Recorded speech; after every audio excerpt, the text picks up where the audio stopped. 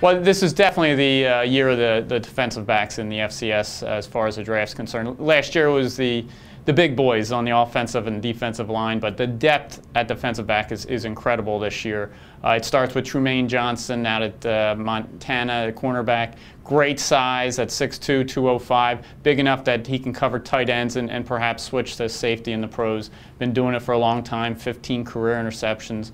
But that's not all. I mean, there's also Josh Norman at Coastal Carolina, great ball skills. Ryan Steed at Furman. Maybe not the speed that you want, but he's really fluid in man coverage. He's been touted for a while. Asa Jackson, if you really want speed, that's Asa Jackson at Cal Poly. He really understands the game. He'll be returning punts as well. And there's even Micah Pellerin, Hampton. That's a tremendous program there. He's really technically sound.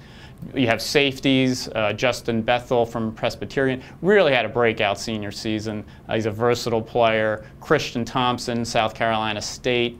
He has great size and athleticism. So really the depth is there for defensive backs.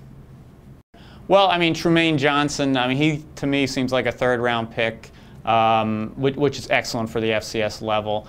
Josh Norman's right behind. He's probably just as strong as Trumaine Johnson, not as well known, obviously, coming out of Coastal Carolina. He could be a third, fourth rounder. And then from there, you're talking middle round picks for a lot of these FCS players. Ryan Steed, Justin Bethel. They're fifth round ability. Obviously only 7 rounds in the draft. I mean, that's more for like a Micah Pellerin or a Christian Thompson. Well, I mean, it's such a big year for the defensive backs, but the first pick coming out of the FCS is clearly Brian Quick, Appalachian State wide receiver. He's been around for a long time. I mean, you have to go back to 2007. He blocked that field goal against Michigan, that big win at Michigan. I mean, he was the one who blocked the field goal, set up the winning drive.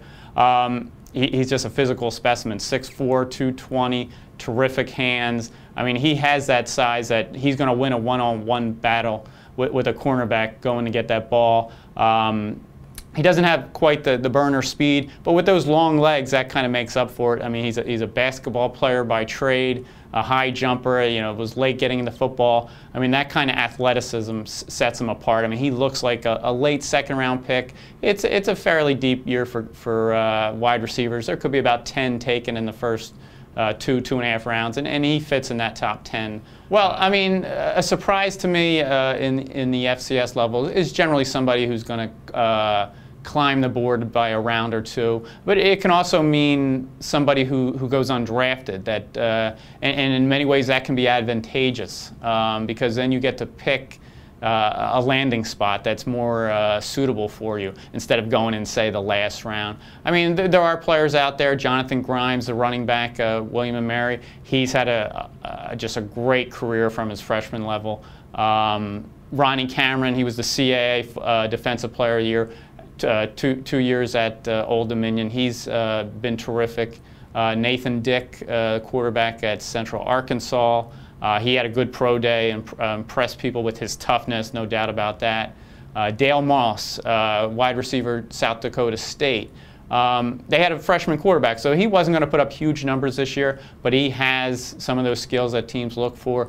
I mean, these kind of players generally don't have the great measurables that you're going to see at a combine, but they're the ones who give you production over those an entire career.